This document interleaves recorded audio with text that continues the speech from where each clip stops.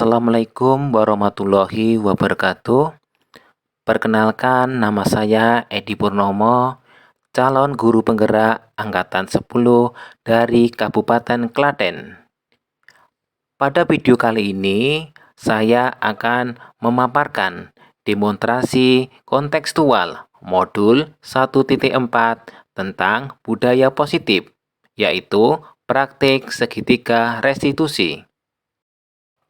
Menurut Gosen, restitusi adalah proses menciptakan kondisi bagi murid untuk memperbaiki kesalahan mereka, sehingga mereka bisa kembali pada kelompok mereka dengan karakter yang lebih kuat. Proses restitusi ini bukan tentang menghukum, melainkan tentang memberi kesempatan kepada murid untuk belajar dari kesalahan mereka dan membuat pilihan yang lebih baik di masa depan. Gosen mengemukakan bahwa restitusi berbeda dengan konsekuensi tradisional seperti hukuman dan penghargaan.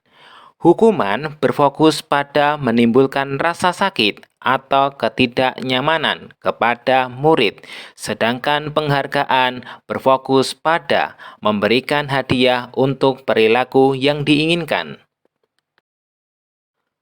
Restitusi di sisi lain berfokus pada membantu murid untuk memahami dampak dari tindakan mereka dan menemukan solusi untuk memperbaiki kesalahan mereka.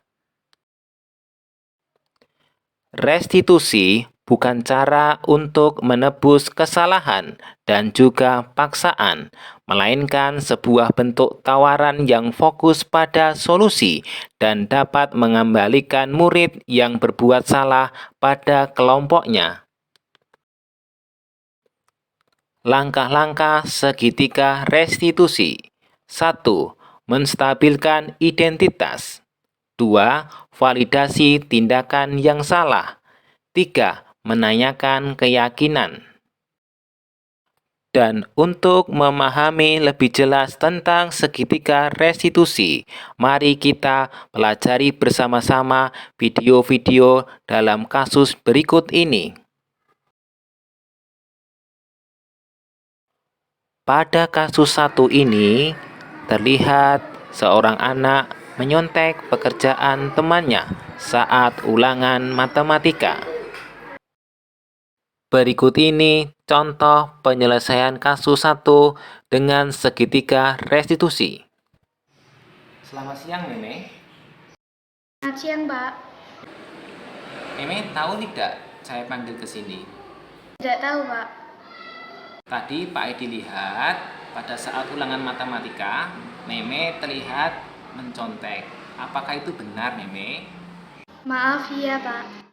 Pak Edi tanya, menyontek itu perbuatan baik atau tidak, Meme? Perbuatan tidak baik, Pak.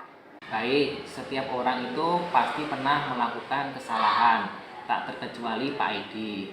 Meme juga pernah melakukan kesalahan, bukan? Dan perbuatan menyontek adalah perbuatan yang salah atau perbuatan yang tidak jujur.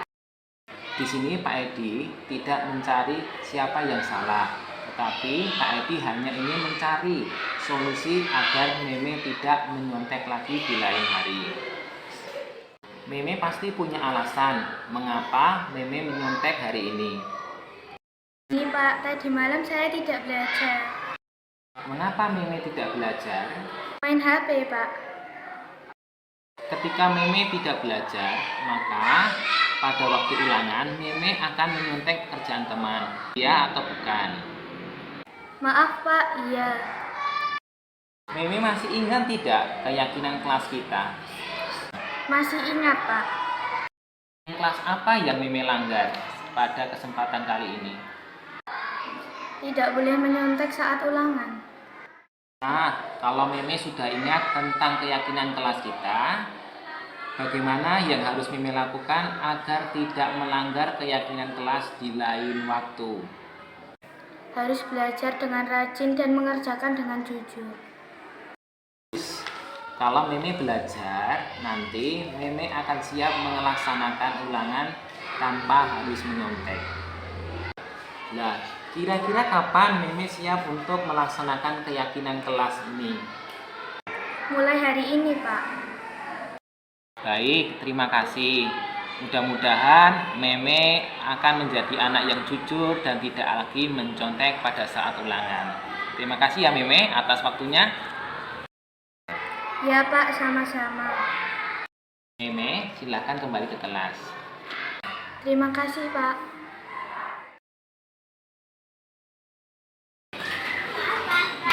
Ya, silakan duduk. Pada kasus 2, terlihat seorang anak datang terlambat ke sekolah. Berikut ini contoh penyelesaian masalah kasus 2 dengan segitiga restitusi. Selamat siang Alvira. Selamat siang, Pak. Alvira tahu tidak Pak Edi panggil ke sini? Tidak tahu, Pak. Pak Edi mau tanya, tadi Alvira sampai di sekolah jam berapa ya? Jam 7.20, Pak. Pak Edi mau tanya, sekolah kita itu masuknya jam berapa ya? Jam 7, Pak. Jika Alvira datang jam 7.20, maka terlambat atau tidak Alvira? Lambat, Pak. Pak Edi mau tanya, datang ke sekolah terlambat itu perbuatan yang baik atau tidak sih? Perbuatan yang tidak baik, Pak. Setiap orang pasti pernah mengalami atau melakukan tindakan kesalahan atau perbuatan yang salah, tak terkecuali Pak Edi. Dan hari ini Alvira melakukan perbuatan yang salah, yaitu datang terlambat sekolah. Namun saat ini Pak Edi tidak akan mencari siapa yang salah. Akan tetapi Pak Edi hanya ingin Alvira memperbaiki perbuatan yang salah tersebut agar nanti Alvira bisa disiplin dalam berangkat sekolah. Ya, Pak, terima kasih. Alvira pasti punya alasan mengapa Alvira datang terlambat pada pagi hari ini. Coba ceritakan pada Pak Edi mengapa Alvira datang terlambat hari ini. Karena ada kemalaman, Pak. Jam berapa Alvira tidur? Jam 10, Pak. Nah, Alvira ceritakan kepada Pak Edi mengapa Alvira tidur kemalaman. Main game, Pak. Jadi main HP, kemudian tidurnya kemalaman, terus bangunnya kesiangan ya? Gitu ya Alvira? Iya, Pak. Alvira masih ingat tidak keyakinan kelas yang telah kita sepakati bersama? Masih ingat, Pak. Kira-kira keyakinan kelas yang mana yang Alvira langgar pada kesempatan kali ini? Disiplin dan tepat waktu, Pak. Jika Alvira datang terlambat ke sekolah, apakah itu yang namanya disiplin atau tepat waktu Alvira? Tidak, Pak. Tentu Alvira sudah tahu bahwa disiplin itu sangat penting bagi kita. Nah, untuk itu apa yang harus kamu lakukan agar tidak terlambat ke sekolah lagi? Tidur harus lebih awal agar bangun tidak kesiangan. Tahu tentang keyakinan kelas yang telah dilanggar tadi, kira-kira kapan Alvira akan memperbaiki keyakinan kelas yang telah dilanggar tadi? Mulai hari ini, Pak. Mulai hari ini Alvira akan tidur lebih awal agar bangun tidak kesiangan. Janji ya Alvira untuk melakukan hal tersebut? Iya, Pak, janji. Ya, bagus. Terima kasih Alvira telah menyadari dan berjanji akan memperbaikinya. Sekarang silakan Alvira kembali ke kelas. Ya, Pak, terima kasih. Perkenalkan, nama saya Meming. Saya senang sekali diajak oleh Pak Edi untuk mencari solusi dan permasalahan melalui segitiga restitusi. Perkenalkan, nama saya Elvira. Saya senang sekali diajak oleh Pak Edi untuk mencari solusi dari permasalahan melalui segitiga restitusi.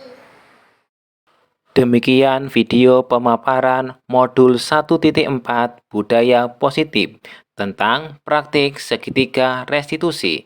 Semoga bermanfaat. Terima kasih.